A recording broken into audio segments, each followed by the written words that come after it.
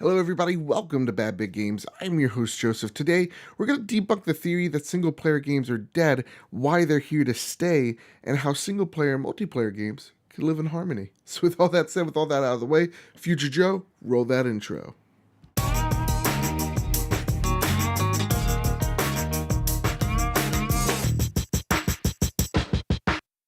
So before we talk about the non-death of single-player and narrative-based games, we have to talk about why we're having this conversation to begin with. And that's because EA came out back in late 2017, in the height of the loot box and microtransaction fiasco controversies, that it was going to be closing down Visceral Studios. Visceral being the creators of the Dead Space series, an amazing series that ought to come back, 1 and 2 being some of my favorite games. They were in charge of making a Star Wars game, a linear story-based Star Wars game, and the creative director behind this game was Amy Hennig, the creator of the Uncharted series. So we as gamers were so excited, and when we saw the first snippets of this game back 2 E3s prior, we were super excited.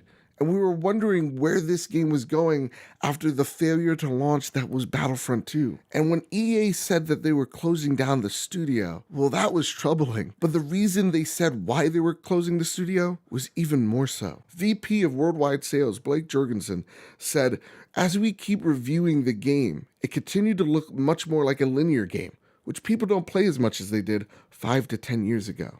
Well, Blake's essentially saying that in this day and age, the age of Overwatch, the age of Destiny, Rainbow Six Siege, the age of games as services, it's not about making money on day 1 anymore.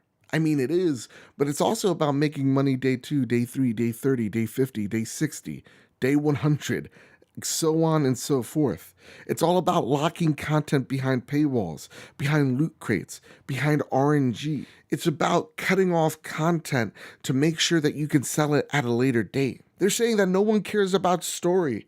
Nobody cares about single player. Nobody cares about narrative games. And for a moment, we as consumers bought that line. Hell, even I had to look in the mirror and ask, is it time for the Jedi to end? Of course, I was thinking that in the heat of the moment, with game after game that holiday season, forcing some type of microtransaction nonsense down our throats, with AAA publishers yelling in the name of server costs, in the name of games being super expensive, you guys. That's why we have to nickel and dime you. It didn't matter if it was a multiplayer game or a single player game like Shadow of War. They wanted to make you believe that this narrative of the death of narrative games so that they could push on this games as service model to nickel and dime us. And yet, here comes 2018. In comes God of War. And I get it. You're tired of me swinging that big dick that is God of War. I'll get off my knees in a second. But because that game is so important, that game came out and there was no DLC. Hell, there will be no DLC. There isn't a loot box or microtransaction in sight. Everything that Cory Barlog and his team over at Santa Monica wanted to put in that game, they put in that game. How long has it been since you bought a game and you're like, wow, I truly got my money's worth? That you didn't feel like for just a split second, they took something out of the game just to sell it to you a month or 2 later. I can only think of a few games off the top of my head this generation. That should alarm you. God of War is the second highest selling game of 2018. It is sold over 3.1 million units in the first 3 days. It's been the top selling game for almost the past month in a row. And it's selling so well, even if it's only on one platform, because the marketing matched the quality of Santa Monica's effort. We could even talk about Far Cry 5, a single player focused game that, yes, does have microtransactions, but it doesn't affect the gameplay. It, yes, has microtransactions, but it doesn't feel like it's forced down your throat. It has multiplayer, but it's marketed towards a game that is a solo experience. Look at this world. Look what you can do here. Look at this villain. This is your sandbox.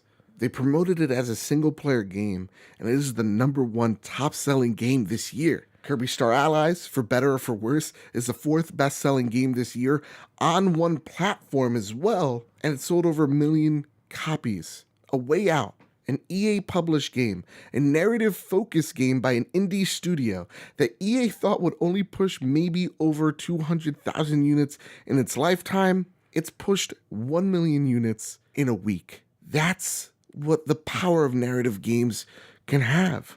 They're not dead. Look at Legend of Zelda. Look at Mario Odyssey. These games are system sellers. Over half of the Switch audience owns Mario. And guess what? Single player games. It doesn't even take a lot of effort to look past single player games for just a moment, and you could say the same for multiplayer games. Why is Monster Hunter World one of the best selling games of 2018? And one of Capcom's best selling games since God knows when? It's their fastest selling game of all time. It is multiplayer focused. When you get into the late game, it is meant for you to play with other people, but it's a game you could sink 100 hours into and never pay for an extra buck. There's no microtransactions. There's no loot boxes to Monster Hunter World. It feels like a full game. Never when I was playing that game did I feel like they took a portion out just to sell me DLC later down the line. They give you free events, free monsters to keep the game alive, and they don't charge you for it. I can't say the same for Destiny 2 or Battlefront 2, that are both criticized for rehashing same levels, same character models, and repackaging them to sell at a later date, or give you free events just to sell you some stupid armor piece. We could even ask the same for games like Fortnite. How is that game doing so well? It's a free-to-play game, and I say that not to criticize it, but the quality, when we think of quality in free-to-play games, it's not there. But Fortnite is taking over the world. Because it's fun, because you could play it on everything and your toaster oven, for that matter, except for your Nintendo Switch. But you might be saying, Joe, that game has microtransactions. It does, but Epic treats its community with the weekly updates, with how do they communicate with its community, with its creative game modes. Guys, we got Thanos in Fortnite. It makes you feel like the money you may or may not be giving to them is actually going somewhere. You could pay $100 into that game like no comment. Or you can never spend $1 and you get the same updates, the same weapons, the same map, and it's not pay to win. What I'm saying is take away the notion that single player games are dying. Take away the notion that multiplayer games are the future. And the real argument becomes, where's the quality? Where's the substance? What am I truly getting for my money? Forget what AAA games are trying to tell you. Oh, geez, gang, it's real expensive to make these games. Oh, geez, gang, server costs. It's bullshit. It's all bullshit. If Fortnite could sell you a free game with access to play it everywhere for free, without a monthly fee for server costs, if God of War can give you a game with nothing redacted to be sold at a later date, the question then is not, is single player games dying? But why aren't we demanding better from these companies? And at the end of the day, I would love to demonize EA. I would love to tell you guys that EA is the enemy, that they're the worst. And I definitely think for the most part, they've deserved all the criticism and all the punches the past few months. But I can see where EA thinks. They're looking at Ubisoft. They're looking at Activision. They're looking at games like Overwatch, Call of Duty. They're looking at games like Rainbow Six Siege. They're seeing that they're a success. So they're thinking, why not us? Hell, they're even looking inward. Madden and FIFA makes the majority of their money. They print cash long after these games are out. So I can't blame them for thinking that single player games are done. I can't see them, looking at internally and going, we're just going to kill single player games for no reason. They've had to look somewhere and say, yeah, it looks like people don't care. And maybe that's their player base, and maybe that's just the player base that are playing Madden and FIFA, but that's not all of gamers. Single player games, narrative-based games are equally as important as multiplayer games. Equally. They're both important to our ecosystem. They're both totally different types of gamers, but we cross over so many times. I love God of War. It's my favorite game of all time, but I also play Fortnite way too much. And see, multiplayer games are important because we'll remember them after this generation, but same with single player games. Single player games are what push this industry forward. It's what makes us get taken seriously. When we look at games like The Last of Us, like Red Dead Redemption, like God of War, like Horizon Zero Dawn, Legend of Zelda, Mario Odyssey, those games are art. Those are the games that are pushing us forward. Those are the games we really need. And so with that said, and with all that out of the way, I want to know what you guys think. Do you guys think single player games are dying? What is a game that truly speaks to you, both multiplayer and single player? And what do you think? Are we not demanding more from our AAA publishers? Let me know in the comments section down below.